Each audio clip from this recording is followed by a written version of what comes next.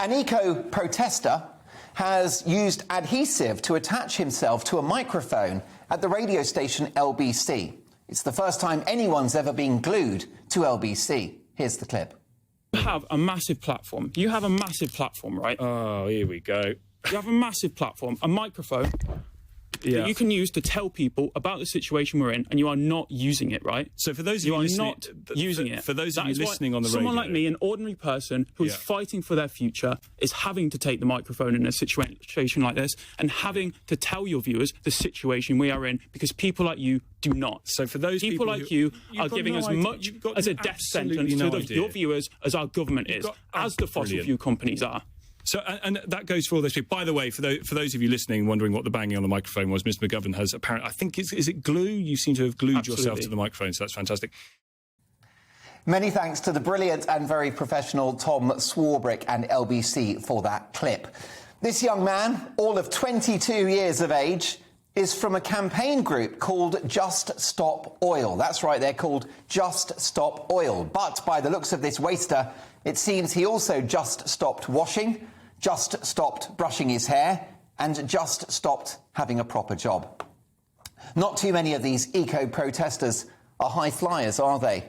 With seemingly unlimited amounts of time with which to disrupt the lives of people who do have jobs and contribute to this country and its economy.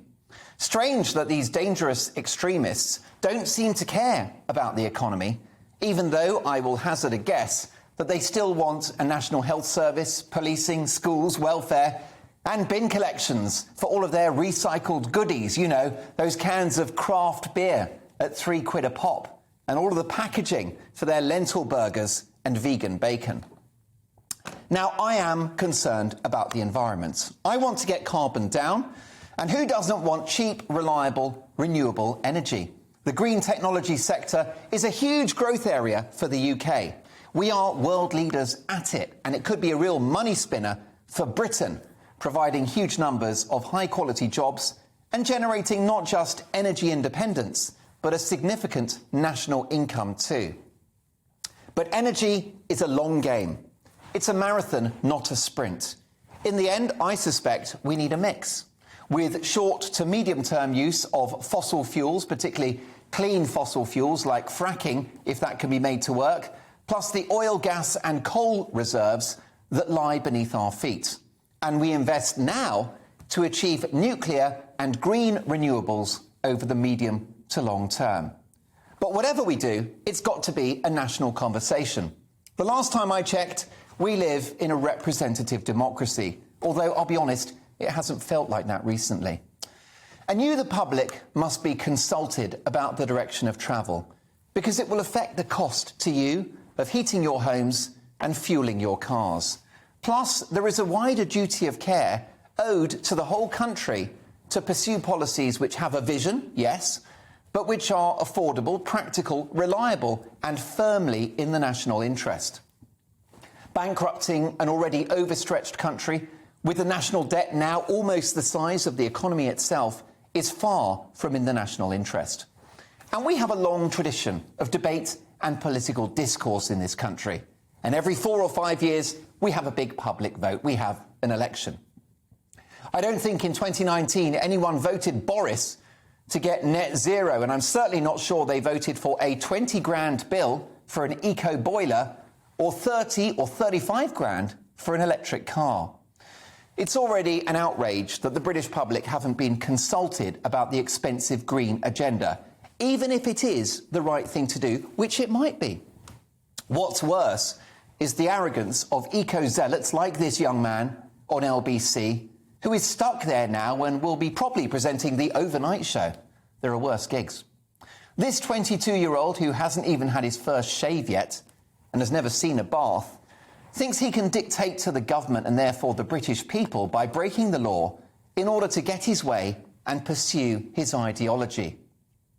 There is a certain religious fervour about some members of the green lobby that we've somehow got to get all of our energy from windmills as of tomorrow morning and segue to a plant-based diet, which, let's be clear, is a hellish dystopia of protest junk vegan food that will further enrich the unscrupulous food industry and further enfeeble human health.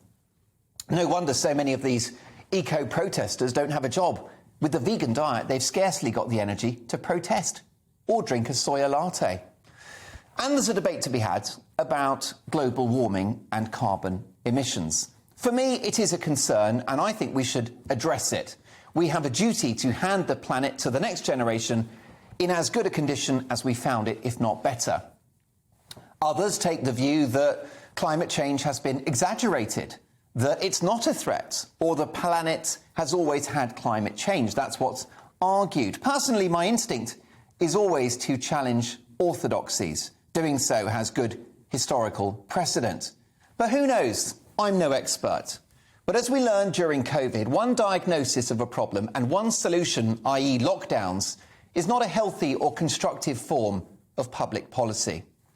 So we've got to hear all voices when it comes to our climate challenges and work constructively with the British people through democratic means to preserve the precious planet that we have and to invest in its long-term future.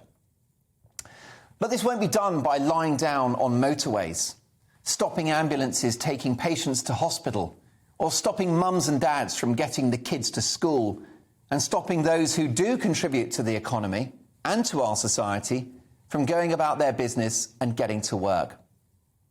All of these eco-zealots are undemocratic bullies who refuse to engage in a discussion, and they don't care about democracy or the consent of you, the British people. For these eco-zealots, it's an ideology, a religion. When I watched that man glue his hand to the microphone at LBC, I just thought, what an absolute cult.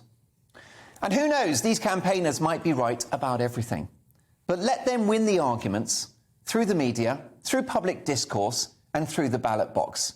Britain can always do better, and I want to go green, baby. Who doesn't want cleaner air and a long-term source of energy that allows us to starve the monster Putin of the money with which to pay for his war machine? If solar panels, windmills and a flurry of nuclear power stations starve dictators like Putin of his resources, happy days. But as it stands, Britain is responsible for 1% of global carbon emissions. So I suggest the next time this young man wants to lie down on the motorway or glue his hands to a microphone, perhaps he should go to mega-polluting China and try that trick at a radio station in Beijing or Shanghai. Then he'd really come unstuck. These eco-zealots are not campaigners. They are terrorists, undermining our democratic values to force their economically ruinous, scientifically debatable ideology on hard-working Brits. Margaret Thatcher famously once said, "You can't negotiate with terrorists." How right she was.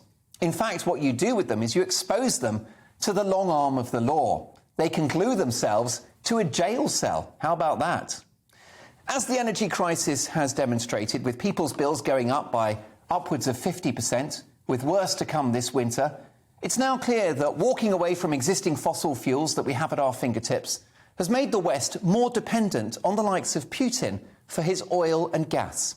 And it's exposed ordinary people, punch-drunk from 2 years of financial hell, to unprecedented fuel bills and a cost of living crisis in which people are choosing between whether to eat or heat.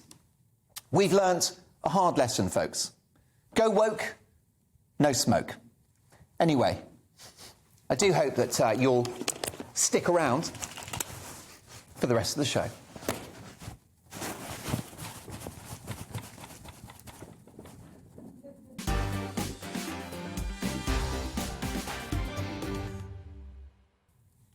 I'm in a sticky situation. Oh, there you go. I'm free.